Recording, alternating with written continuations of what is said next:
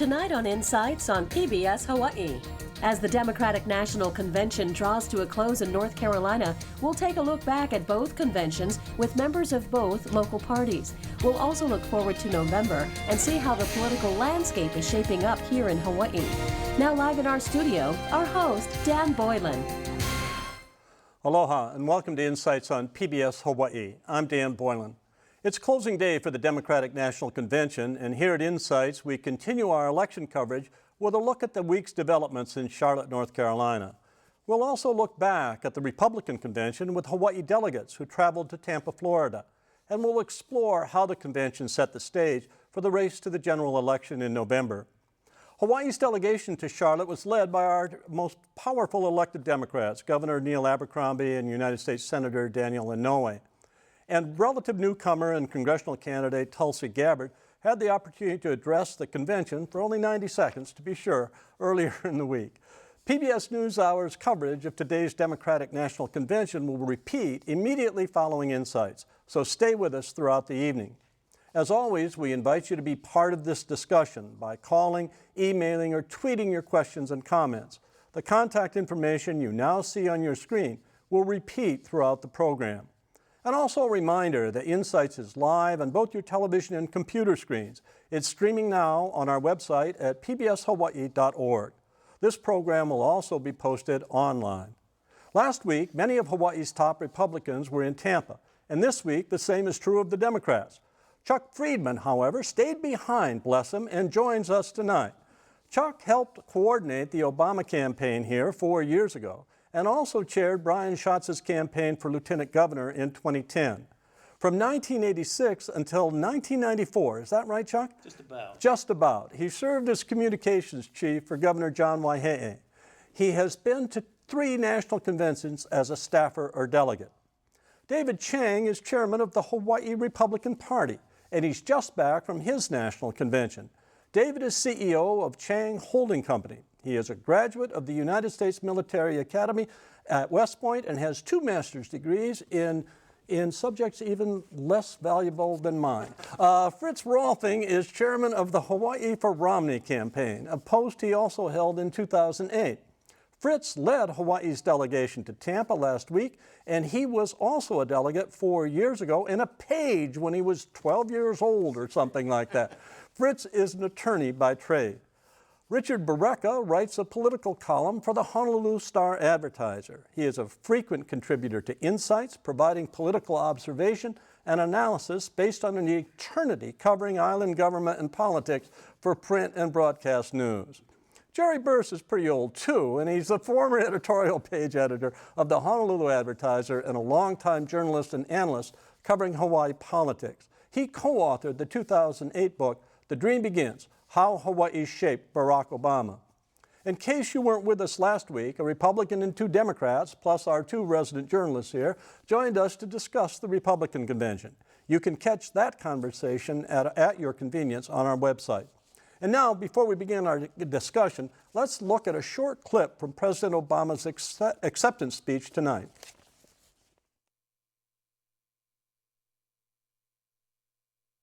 Our friends down in Tampa at the Republican convention were more than happy to talk about everything they think is wrong with America. But they didn't have much to say about how they'd make it right. They want your vote, but they don't want you to know their plan. And that's because all they have to offer is the same prescriptions they've had for the last 30 years. Have a surplus? Try a tax cut. Deficit too high. Try another. Feel the cold coming on? Take 2 tax cuts, roll back some regulations, and call us in the morning.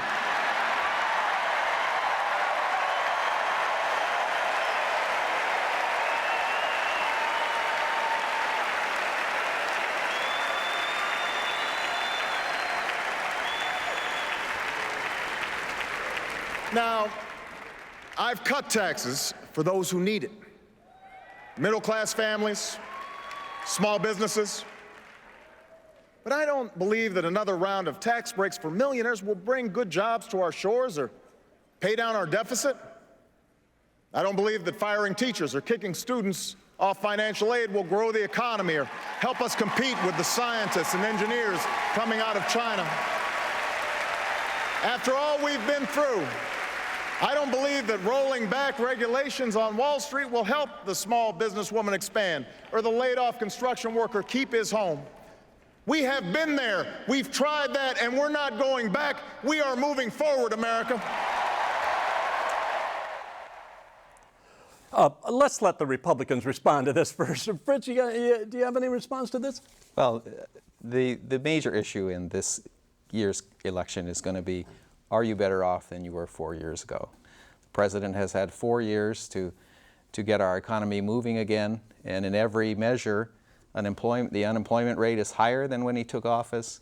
Median personal income is lower, and so on all of these measures, food stamps are up over 40% food stamp use.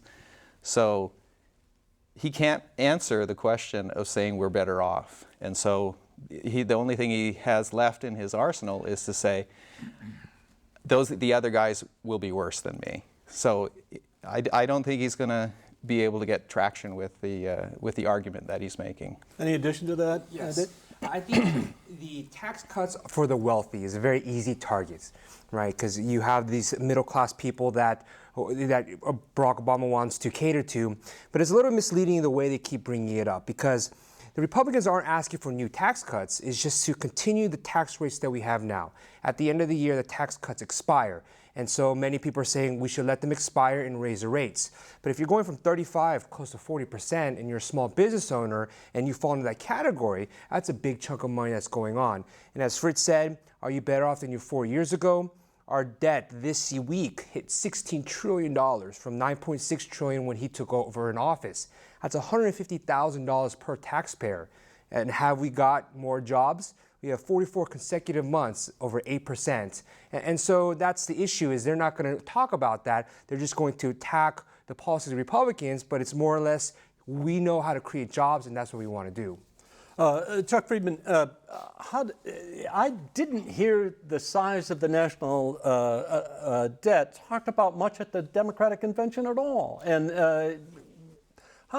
isn't that a pretty weak link in the Democratic Party this fall? Well, the president tonight made very clear targets as to how that deficit would be cut and by how much. So tonight he talked about it in great depth, and last night President Clinton talked about how we got there.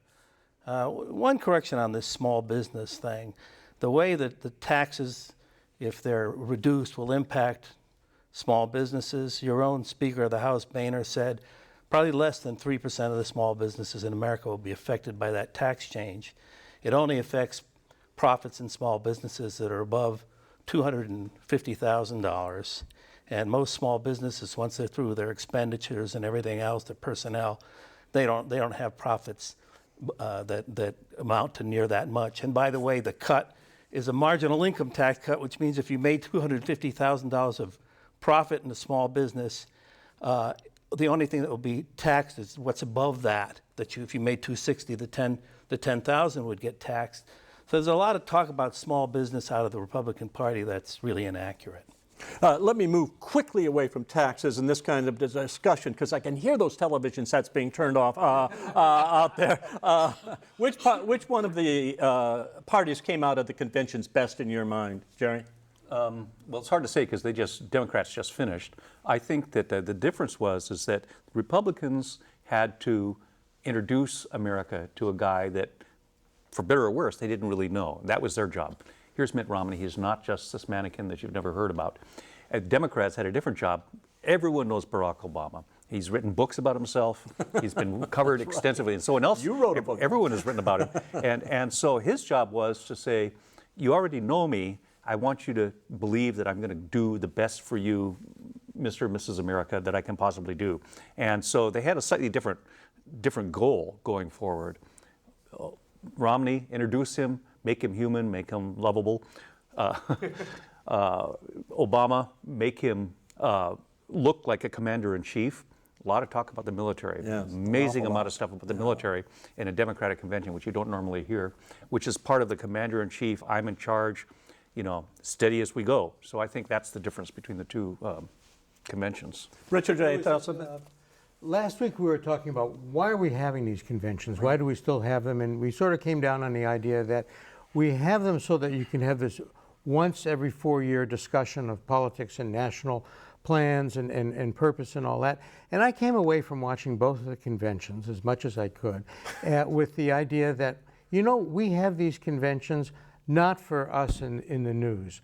We have these conventions for you guys, so that you guys can, number one, now don't take offense, number one, be brainwashed, so that you can get all your talking points down straight, so you come back and you can understand, and you guys are doing a good job. You got all it down, and you're already arguing about taxes, but you do that, you come back. So the purpose of the National Convention is to energize the base, to get the base of the Democrats and the base of the Republicans up and excited about it, and they're not passive anymore. They're ready to go out there and, jump over the barricades and fight tooth and nail for another 3 months or 2 months in this case. And that's what I see the National Conventions going. I am a little concerned that we're still paying $35 million each in taxpayer money to subsidize this talking point exercise. I think perhaps maybe you guys could do it yourself. It's $35 million spent to educate the American public about the importance of politics and why it means something, why Yes. it's actually important, and why a contest of ideas means something. And I think that's not bad. Fritz, do you come back more energized, or do you find yourself coming back? You got a big job. Are you energized enough to somehow in Obama's state where he was born get your guy across and win? Well, we were already energized from the primary. If I'll remind you, Right, you asked me right. who was going to win, and I think I was right in telling you Romney was going to win. You were right. So that really energized us to see so many people come out to the Hawaii Republican caucuses and participate. We haven't seen that much excitement around here for Republicans in a long time. So that was the bellwether there. But Tampa just kind of focused our attention on what we're all about as Republicans, and that we favor the middle class. We want to boost small business. And I would disagree with what Chuck said. There are lots of small businesses there are important small businesses that are making more than $250,000 in profits that are employing lots of people, and we don't want to dampen their entrepreneurial spirit by boosting their marginal tax rates. But as Republicans, we're not really big on public funding of various things, including politics. So I have to say, Jerry has a good point of, is it really something that there should be public funding? It's this guy's point. Oh, sorry. It's this guy's point. It's only $70 million, but put it back in the Treasury. Yeah. Energized? Definitely energized. My main Guys your age objective- are always Right. energized. Come on. It was my first convention. It was a great convention. And what I wanted to take away and actually also go, because right before the convention is our RNC summer meeting. So as a state chair, I met with the other state chairs, national committee men and women. We went over our platform, our rules. Great way of building networks. Great way, and Fritz, when he was 16, was a page. And I found that a lot of people there are going through the process.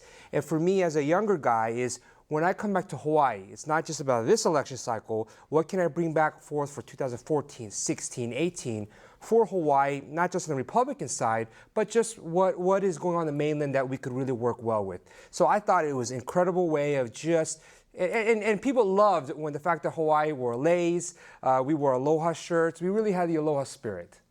Yeah, but if you're watching conventions, and it seems to me that they are for people who are supportive. If you're a Democrat, you're watching the Democratic convention, you think that was a great speech. If you're a Republican watching the Democratic convention, you think, gee, that was a bunch of malarkey, right? So who are you affecting? What's this all about? Except those people who are there. One of the interesting features here is that these conventions this year occurred so late. And I think that throws it off some. And when people talk about, well, what kind of bump it was there, say, from the Republican convention, it's so late in the game, then so many people have made up their minds by the time this year's conventions were held that I'm not sure how many minds there are out there to really change as a result of the convention.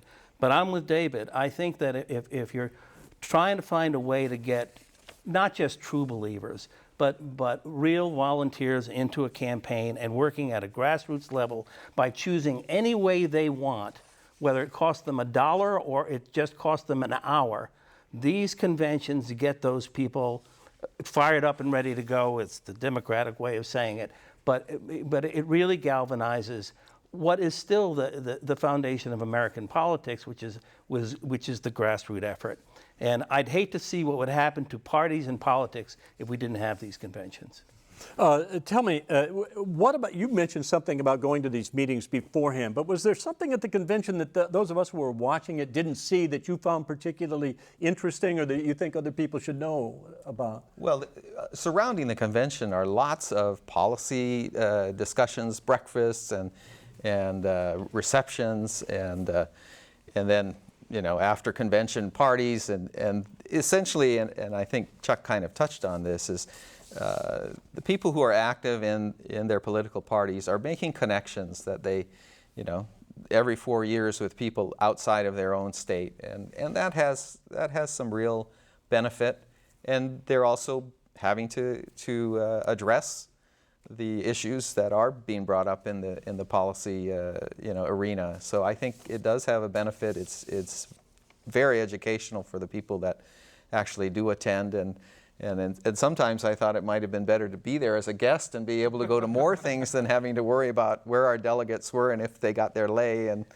all that kind of stuff. And it also is an opportunity to see who's on the bench as far as political leaders across the country. And I'll tip my hat to the Republicans, Governor Martinez from New Mexico, who I would not know from this coffee cup. I got to watch her, and I thought she was just great. I thought there were a lot of Democrats who were better.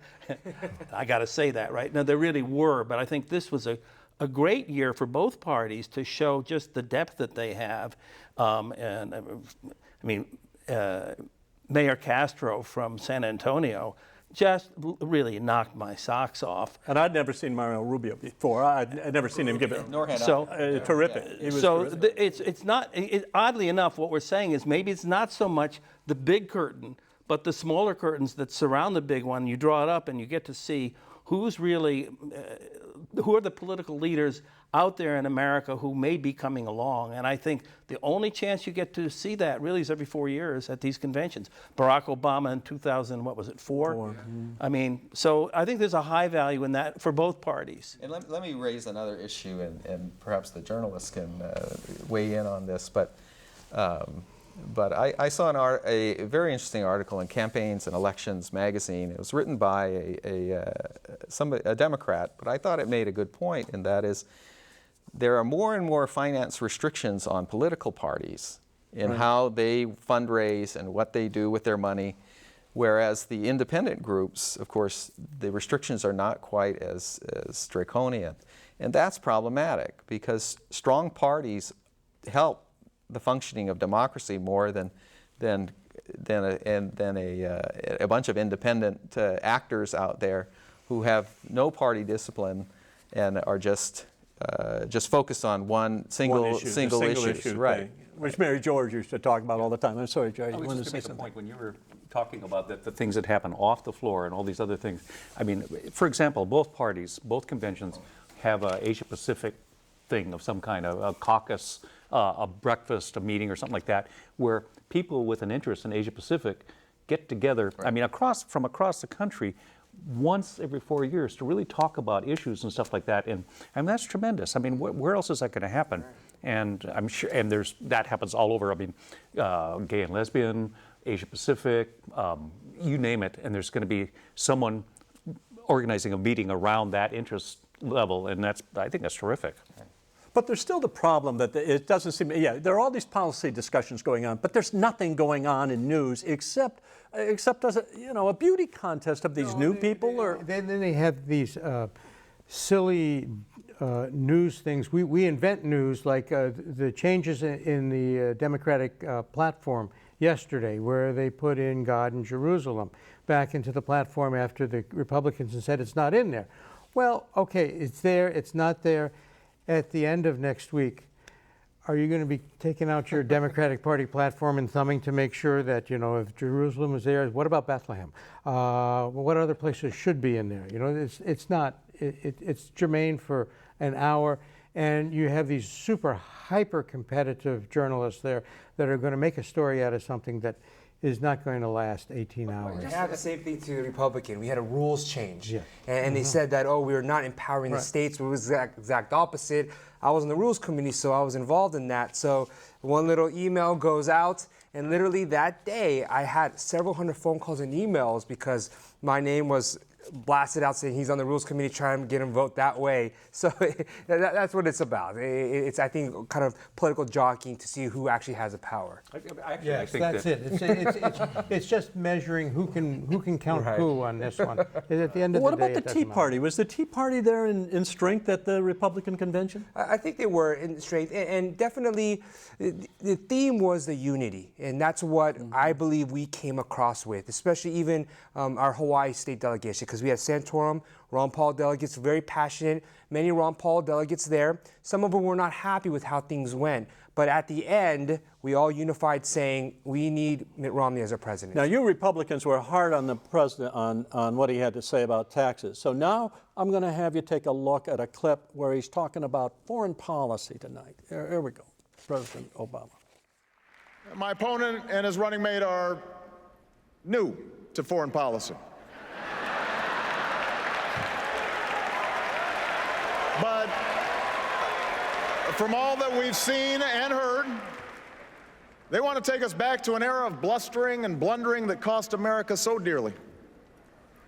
After all, you don't call Russia our #1 enemy, not Al-Qaeda, Russia, unless you're still stuck in a Cold War mind warp.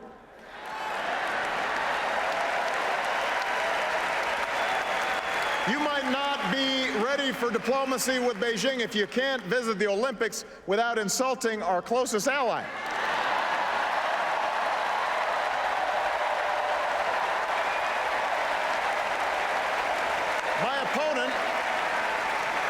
My opponent said that it was tragic to end the war in Iraq, and he won't tell us how he'll end the war in Afghanistan. Well, I have, and I will.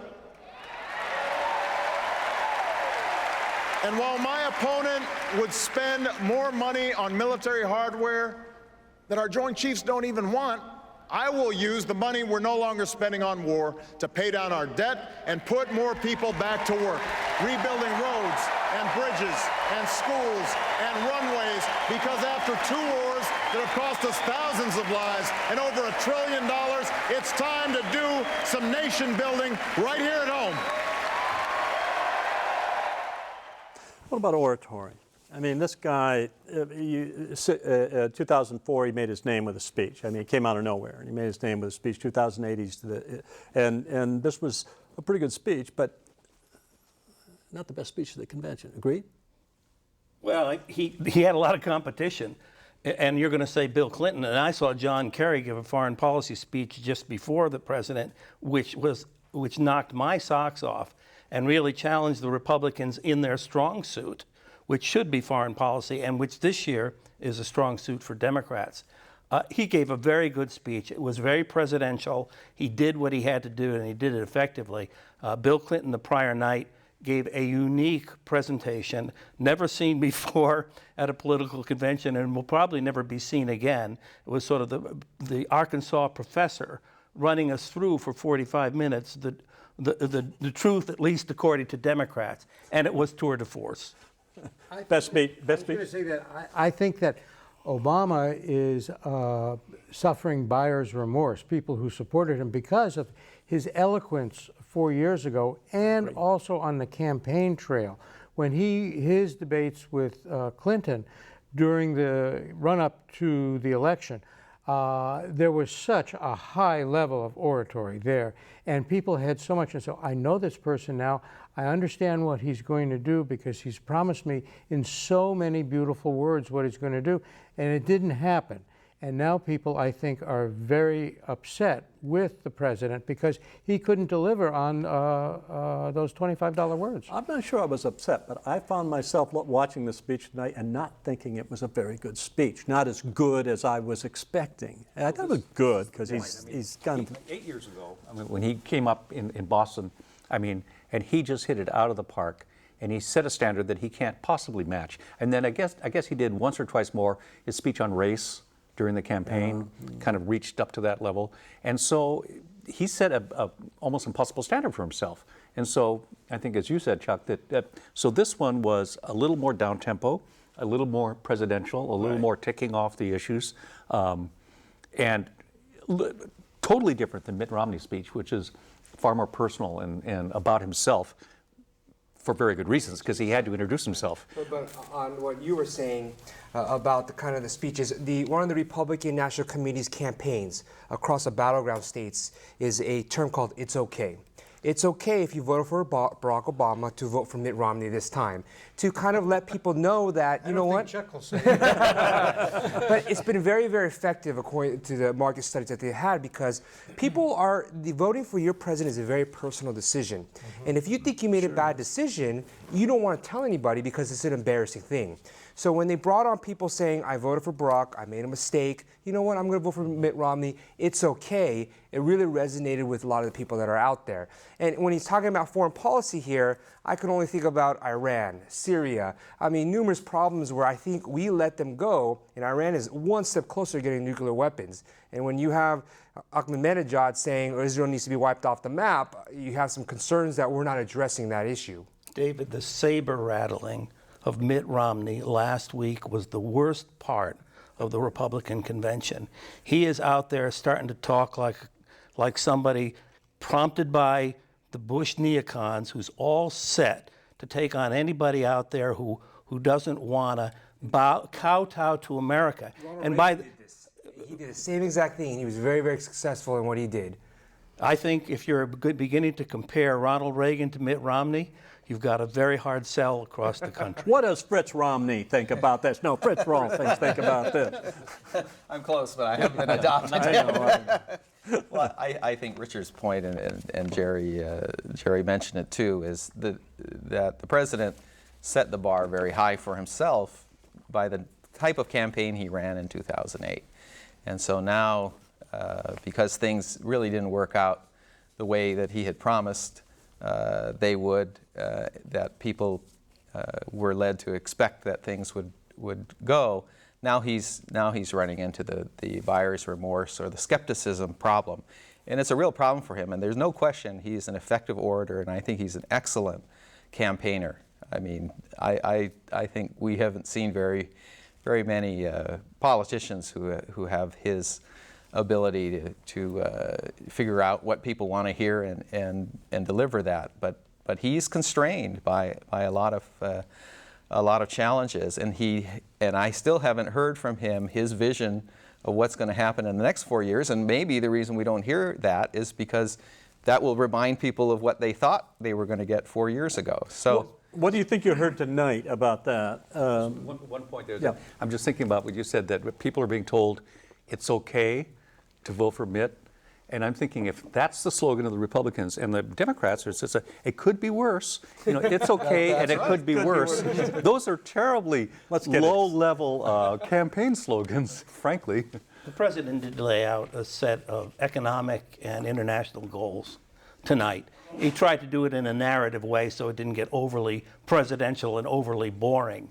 Part of the reason why this speech wasn't as fiery as some of what you've heard before is he is a sitting president. He did have to talk about not only what he's done, but what he's going to do. It almost had a State of the Union quality to it for about 8 or 10 minutes. And there's nothing about that that's very oratorically dramatic. He had to lay out his plans for exports, what he's going to do about manufacturing, what he's going to do about energy. He covered all those items tonight. He did it in a sort of narrative way, and he didn't present the detailed plans, because then it really would have been a boring speech.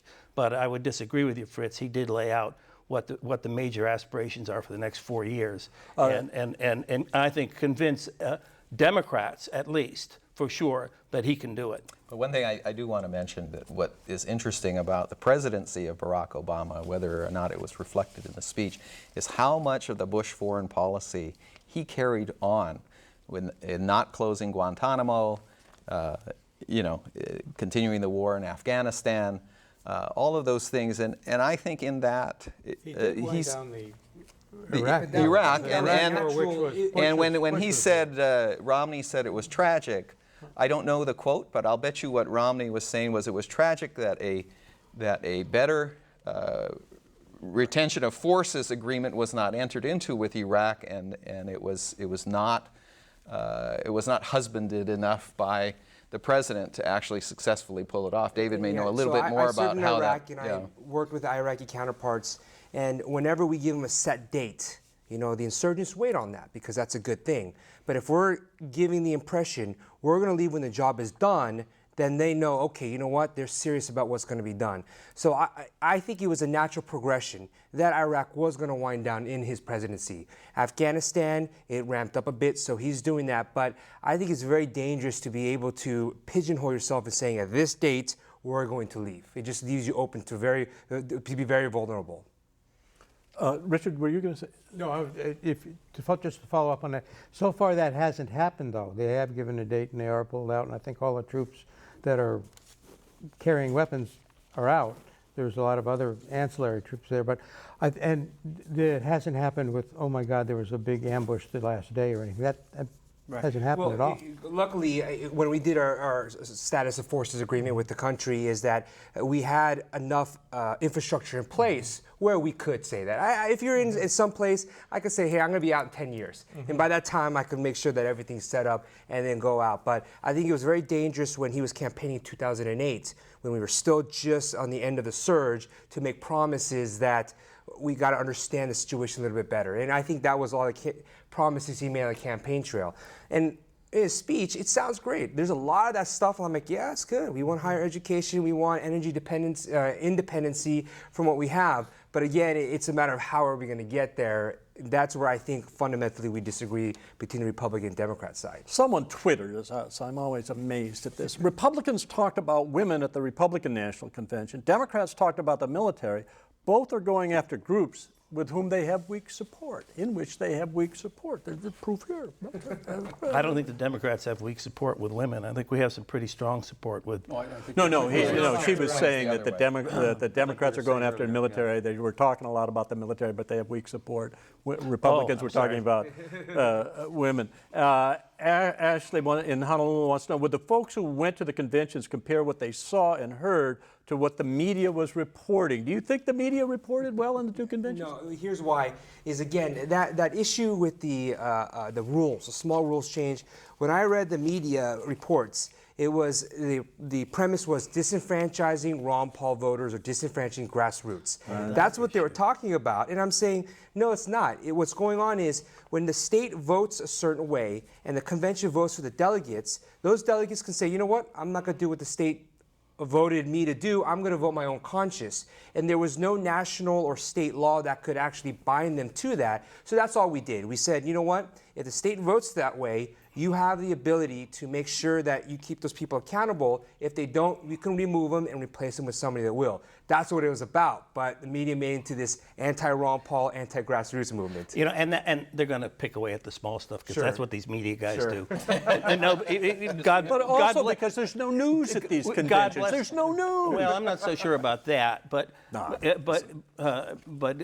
what I was going to say is I think even more annoying than that from media standpoint is they're covering the 2012 convention, and a day in they're already having long conversations about who's going to be running in 2016. That's where it starts to get really into goofy land as far as I'm concerned. Maybe you're right. Maybe there isn't enough to cover so that they have to start advancing the story to 2016. We want there to be an alert electorate. Yeah, thank you. Good job. Marcial from Kona says neither side has had an in-depth discussion about who caused the downturn in the economy. It happened simultaneous to the foreclosure crisis. Marcial says Obama is responsible. He's supported low-income people in purchasing homes they could not afford. We have to talk about this. Both sides are at fault. I'm not sure the foreclosure crisis started with Obama, but it started a little before that. I think your point is that as a member of the in Senate, in the Senate, perhaps. and even as an attorney, he supported expansion of the programs. There have been enough documentaries done on what happened with why are we in recession now? You know, I mean, there's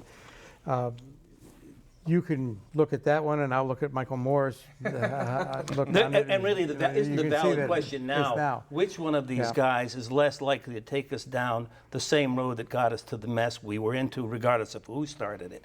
And I think that's what we fleshed out during the debates. Who's got the policies that'll get us out of this and keep us out of this, and who's got the policies that are, in my view, going to take us back to the very situation that caused it to begin with? But I think that's great grist for the mill during the debates. And we'll see. There's another point too, is that economic cycles and political cycles aren't necessarily exactly congruent. Right. And so you have a political cycle and say, well, this guy's responsible for the growth or the failure of the economy, but that could have been happening starting 5 years earlier.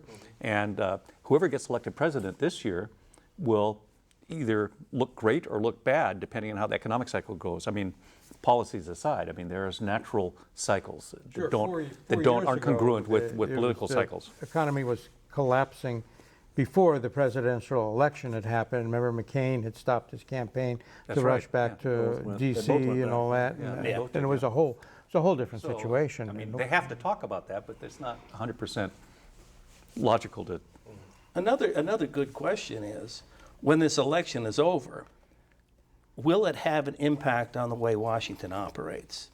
And, you know, elections should have consequences. And I say this as somebody who's Democrat, obviously sitting with Republicans. Somebody's going to win and somebody's going to lose. Attitudes have to change as a result of this election, or they should change as a result of this election in terms of what goes on in Washington. Will this election have an impact? Will there be consequences in terms of the behavior of Congress and the administration? That's really a critical question. And I think that's why the Occupy movement and the Tea Party movement formed, where they're viewed as extreme parts of the parties, but it's almost their frustration with what's going on in Washington. We're electing people, they're saying something, but it's not happening, and so the only thing we can do is form our own entity, that type of thing. So I do understand definitely what you're saying. But David, what do you do with the position that all the polls show that people are unhappy with what's going on in Washington? I think that means that they're unhappy with gridlock. But if you look at the two conventions and their positions, the parties are too far apart. If it's a brokered government, I mean, if the Congress and the presidency are not in the same, nothing's going to change. We're going to be vetoing and this and that. We're going to have more gridlock. Here's one thing that'll change. Mitch McConnell, the Senate Minority Leader, said 2 years ago that my chief priority in running the minority Senate is to make sure Barack Obama doesn't get reelected. I think that was a despicable statement, but that's the position they took. After this election is over, that's not going to be the case. Whatever happens, it'll either be Obama for his last term or Mitt Romney for his first. There will be a consequence, and attitudes, especially in Congress, will have to change in the way they deal with the administration, and I actually say that regardless of who it is that's president. And the Mitch McConnells of the world, the people that say it is more important that we politically have our way than that the country succeeds, that has to end, and that's what the American people are really angry about. Well, as Chuck says, and I do agree with him on one point, and that is elections should have consequences. In the 2008 election, preceded by the 2006 election, which brought in a Democratic Congress, the 2008 election had a huge consequence. You had one party that controlled the presidency as well as both houses of Congress. And so it certainly wasn't the Republicans that caused gridlock in the first 2 years, because the Democrats had carte blanche to pass anything they wanted. There wasn't gridlock in the first 2 years. There wasn't, and that became a problem because the president decided to focus all of his attention on health care rather than putting the economy as his first priority. And so, there's the ebb and flow in politics. In the 2010 election was the country saying, you're doing things that we don't want you to do, and so to say that public doesn't want any gridlock at all. There are certain times when they want things to stop, and they say, "That's it. We want the other party at least to have one house of Congress." So, you know, I'm hopeful that it's either Republican or Democrat in both the administration, and not a divided government. But we'll see what the voters decide. They may have a different view. Let's give the president one more shot. He's talking here about we don't think that government can solve all of our problems. Here he goes. We don't think the government can solve all of our problems, but we don't think that the government is the source of all of our problems, any more than our welfare recipients or corporations or unions or immigrants or gays or any other group we're told to blame for our troubles.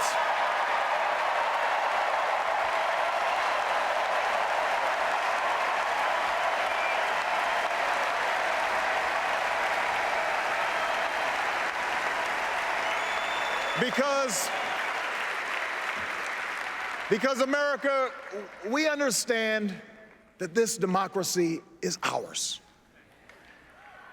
We, the people, recognize that we have responsibilities as well as rights, that our destinies are bound together, that a freedom which asks only what's in it for me, a freedom without a commitment to others, a freedom without love or charity or duty or patriotism is unworthy of our founding ideals and those who died in their defense. Boy, I don't know. When I hear something like that, I find myself thinking, Fritz, I don't care how you do it, we're at gridlock. If it's a divided government, we're at gridlock in any way, shape, or form. There's just too much difference between the two parties.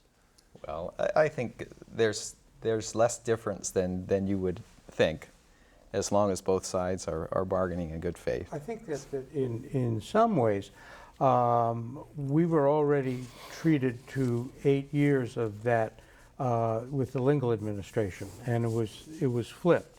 That we had 8 years of the Democrats in the legislature blocking and stopping everything that Republican Linda Lingle wanted to do in the legislature, all of her plans, her programs.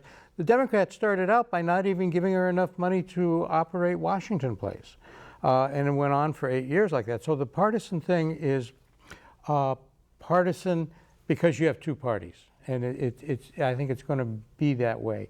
The idea of Obama coming in and thinking that he was going to find a middle ground and being able to compromise and be bipartisan, it really was unrealistic, I think. There was a funny line in a Maureen Dowd column at the Republican convention where she ran into someone she knew, a moderate. She described a moderate Republican, and this guy says, "My greatest regret is we tried to impeach the one guy who wanted to work with us." that was in the past. And Yeah. that was a mistake. That was a mistake. I mean, Clinton did try to work, across the aisle. I mean, he was pragmatic. And Obama came in saying the same thing. Didn't work, I think, because our attitudes had hardened by then. And I think that was too bad. I would disagree. And on both sides. Obama had a famous quote early on, and when Republicans were voicing their thoughts to him, and he says, "But we won the election." And that is not something you tell the party that just lost an election. I mean, that is basically saying, we won, we got the power, so, I don't really need to listen to you. Something has happened to the Republican Party, though, and probably to the Democrats as well, as I try to be balanced here. I mean, I just think the Republicans that are in Washington right now really have shifted fundamentally further right than ever before than in my 60-plus years on Earth. Is that all because they didn't like Barack Obama, or is there something else going on in the country that permits them to do this, or provokes them to do this? I think it's kind of a scary situation, and I'm with the president and what he just said in that last clip, 100%. Of course, I think part of it comes with, and I really loved the coverage of the Republican convention and who was the most avuncular, charming guy floating around the convention, but Newt Gingrich. He was just as charming as could possibly be, but he had a lot to do with creating this kind of, scorched earth, us or them. That was the way he approached politics. And there's a lot of Republicans who got left on the side because Gingrich said, win or die sort of thing. I want to bring up one point to counter what Chuck is trying to say, and that is, I think President Obama had an opportunity to make a budget deal, but he walked away from the Bowles-Simpson plan, and he could have put the Republicans in a little bit of a quandary there, and the minorities know, or majorities know, and when you're dealing with a chief executive, that you don't have a whole lot of room. And what Mitch McConnell said, Mitch McConnell is actually somebody who will sit down and compromise, and that may have been for some public consumption of people in his party, but I think the president has time and again walked away from points of compromise. How in the world did you have every Republican senator, including Olympia Snowe, voting against his what I call Pelosi care, not Obamacare? Why did that happen? I think there was a failure in leadership on the part of the Democrats. Olympia Snowe getting so fed up with her own Republican Party that she left it. I mean, well, but she did not vote for the. You brought it up. For the Republicans, does it hurt or help Romney that he is not giving out more tax returns to the American people? I think he's gotten criticism from even some Republicans for that. Was there any talk about that at your convention? And I think it's something that's not an important issue, in my opinion. Important issue is, what is your plan to get our country back on track? What are we going to do about this deficit, this debt? I think it's more of a distraction on this tax returns. And I don't care about Biden's tax returns or Obama's tax returns or any of the Democrats that are on the stage. I care about what are they going to do to help our country. I'd kind of like to know how much Fritz made last year. These attorneys, well, if you give me your tax returns, I'll give you. Okay, we got a deal. I know you're going to win. But the issue is you like reading melancholy things, right? See, for me, I'm a business person, and I'm getting to the stage where I'm going to do my best to be successful. But I always feel as though, at least as a Republican, that I'm almost going to be penalized for success. If I'm going to work hard and make lots of money, I want to see your tax returns. How much money did you make? Oh, wow, you made so much. You're out of touch with everybody. It's almost moved into that direction. And I think Mitt Romney said such a good job last week in saying that, you know what, we shouldn't be penalized for success. We should congratulate success and encourage everyone to be successful. Peggy from Lahaina, David wants to ask you, is David Chang worse off than he was 4 years ago? Tell the truth, David. I am worse off than I was 4 years ago, absolutely.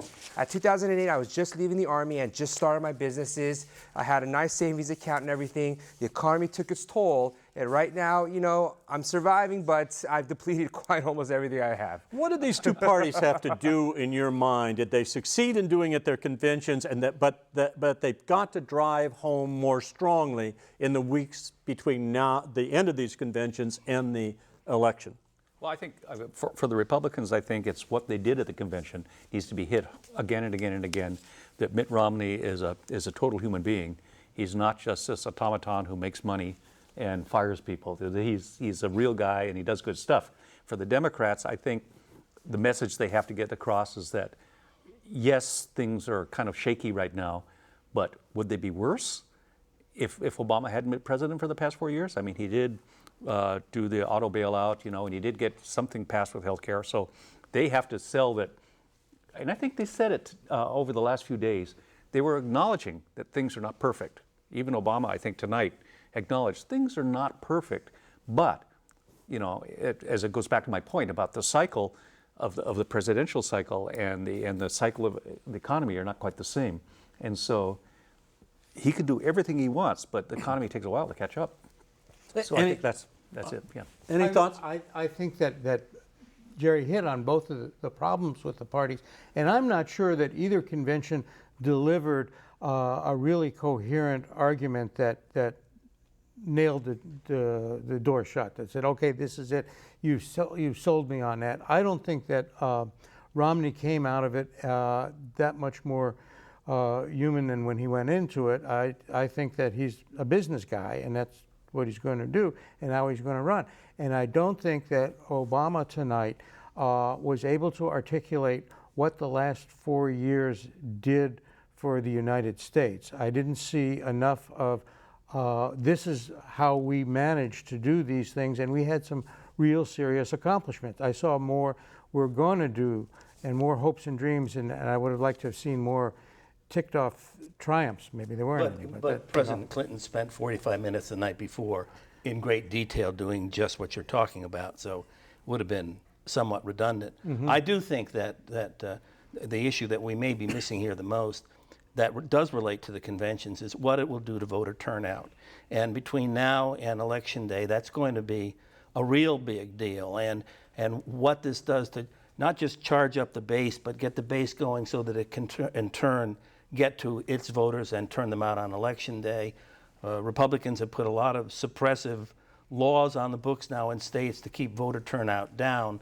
The Democrats need to be energized to make sure voters who maybe don't have the proper ID by their own state laws turn out and vote. Republicans, on the other hand, have to do the same thing with their own base to make sure that people who may have doubts about Mitt Romney, he's not far right enough, or he's flip-flopped, and whatever their issues are with him, that they start getting to the base. That it's okay. I'm looking forward to the debates that are coming up, the series of debates coming up. I'm really looking forward to those. I think those are going to really tell the American public a lot about what the two parties or the two men have in store. I think they're going to be very illuminating. And how they stand up one against, I mean, you got to see them side by side. Right.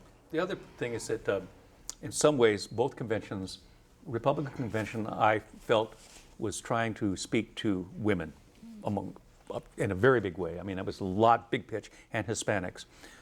The Democratic convention was speaking to Ohio. They were talking about jobs, and they were talking about, auto industry, because Ohio's a battleground state. So they were so focused on the strategic needs of their party that maybe that's why we're feeling a little sense of loss of general great understanding of where they're taking us for the next 4 years. But they were definitely focused. But as to the voter ID requirements, those voter ID requirements are to make sure that the people that vote are really the people that are on the rolls. And we have a voter ID requirement in Hawaii, and those states that have passed voter ID requirements throughout the country, most of them have been upheld. The only exception was Texas, and the reasoning, at least as I read it in the columns on it, was because Texas did not have an easy means to get a substitute. If you couldn't get the voter ID, you couldn't get a state ID like you can in Hawaii and that kind of thing.